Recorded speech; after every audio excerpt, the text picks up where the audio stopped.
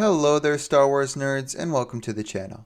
There have been many cool and powerful Sith Lords over the years, and the one we will be talking about today is no exception. Now before I continue, I just want to clarify something. I made a video on Exar Kun about a year ago talking about a part of his life and how he met Luke Skywalker. This video will cover his entire life, so while that part is in there, it won't be as long. So without further ado, let's begin. Who is Exar Kun? Exar Kun was a Jedi in training over 4,000 years before the Battle of Yavin. His master was Vodo Siosk, an ancient bug-like Jedi master who was wise beyond years. During Exar Kun's training, similar to Anakin Skywalker, he became hot-headed and arrogant. He had great skill with a lightsaber and would often duel the other students. One day during a duel with another student, he taunted her and helped his opponent give in to their anger. Using the dark side, she clawed him in the face and he was injured by her. Enraged, he became filled with the dark side as well and used his anger to best his opponent in the duel, nearly ending her life. His master stepped in to stop him. At first, he was able to knock Kun down, but after a few moves, Exar Kun was successful and able to cut his master's staff in half. This was one of the first of many steps that Exar Kun would take in his journey towards the dark side.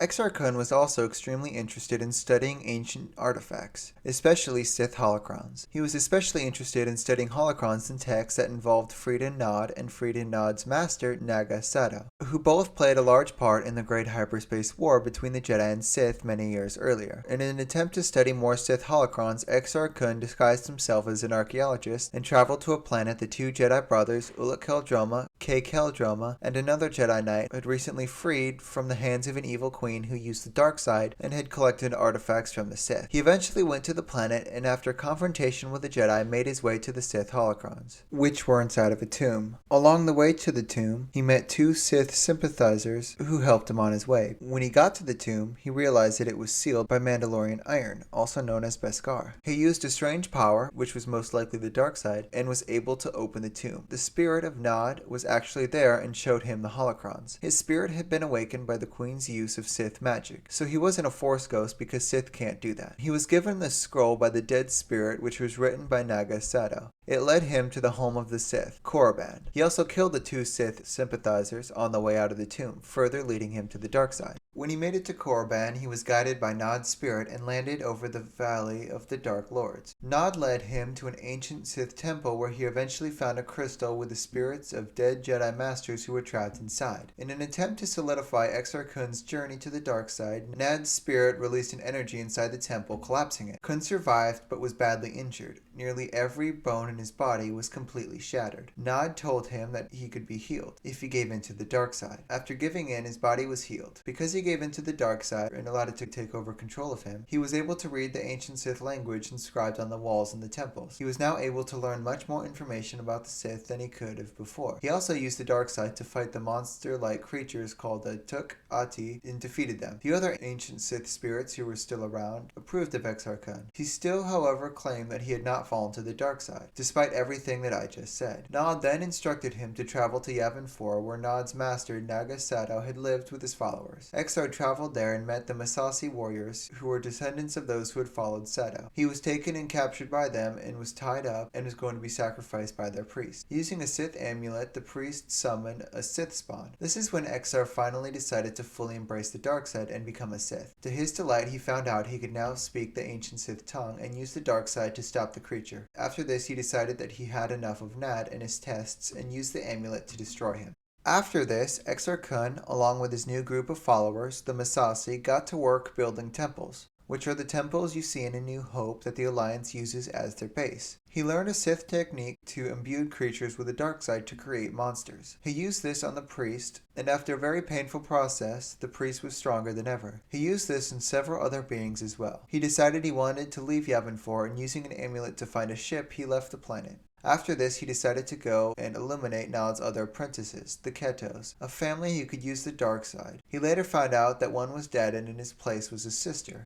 He attacked her and knocked her out. He was attacked by Ulic Qel-Droma from earlier, who had gone undercover to kill the Empress, but had eventually turned to the dark side. They dueled for a little bit, However, they were both very, very skilled and could not beat each other. Now, both of them were wearing Sith amulets. They both began to glow, and the ancient Sith Marka Ragnos appeared and told them to stop fighting. They both stopped, and he told them that they would be the new lords of the Sith. Exar Kun would be the master, and Kel Droma would be the apprentice. They agreed and recreated the Predator meme with Arnold and Carl Weathers. It's a pretty cool moment. They then decided to take over the galaxy, as Sith often do. They planned on using a weapon called the Dark Reaper that would essentially harvest the Force and create a wound in the Force. Kun also decided to manipulate several Jedi students to join his cause. He eventually broke a holocron filled with the dark side, and when the shards hit the Jedi, they were filled with the dark side as well. They also had the Empress and her army. Luke also defeated the Mandalore, the leader of the Mandalorians, in battle and won an army of Mandalorians to their cause, who willingly followed him because they are Mandalorians and love fighting. With this army, they planned on attacking Coruscant. Kel Droma attacked, and after a lot of fighting was captured. The Mandalore rushed to Kun and told them about this, and they went to rescue him. When they arrived, Kel Droma was in the center of an arena tied to a stake being judged by the Senate for his crime. Exar Kun walked in and froze the crowd. Only his group of Masasi, the Mandalore, and the other Jedi in the arena could move. He rescued Kel Droma and dueled his former master, claiming that if he lost, he would return to the Jedi, and if his master lost, he would join Kun. They fought, and eventually Kun defeated his master and killed him. They escaped and went to Yavin 4. After this, he had his new Dark Jedi attack and kill their former masters. While many succeeded, a few did not. At this time, the Empress tried to turn against them, and so they sabotaged her ship, which created a supernova and killed her. He then decided that he wanted to attack the Jedi library and gain knowledge. The Jedi tried their best to evacuate, one of them even turning himself in a tree to protect the remaining artifacts. Now around this time, Kel Droma killed his brother and was then stripped of the Force by his ex, Nomi Sunrider. He then decided to betray Exar Kun and join the Jedi. They went to Yavin 4 to confront Kun. Realizing that he could not beat the entirety of the Jedi and Republic army, Exar Kun decided to use his Sith alchemy on himself to preserve his spirit. He chained himself to the wall and gathered every single Masasi warrior to summon their strength. When he did this, he ended up causing a huge fire that destroyed them all. 2 years later, Kel Droma appeared on Yavin, still stripped of the Force. Exar's spirit was trapped there and couldn't move. He tried talking to Kel Droma, but because he was stripped of the Force, he couldn't hear anything. His spirit stayed on the planet for over 4,000 years. Although he had a lot of power, he couldn't really move or do much at that time. As you know, the Rebel Alliance used his temples as their base in A New Hope.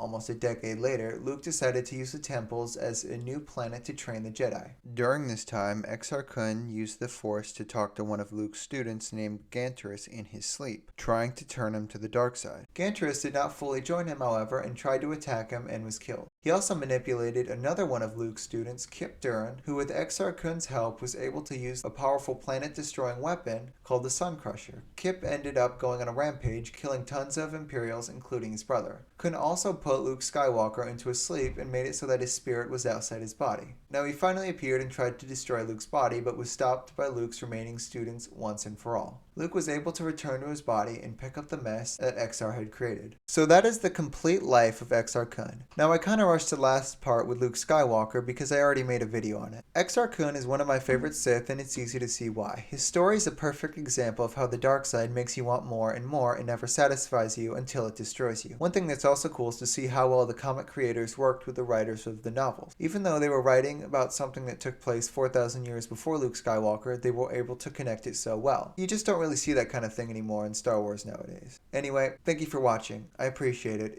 If you enjoy learning about the Star Wars EU universe, then consider following and checking out more videos. Also, make sure to check out the Star Wars Bro meme account. Just go to Star Wars_Bro. Thank you for watching, and may the Force be with you.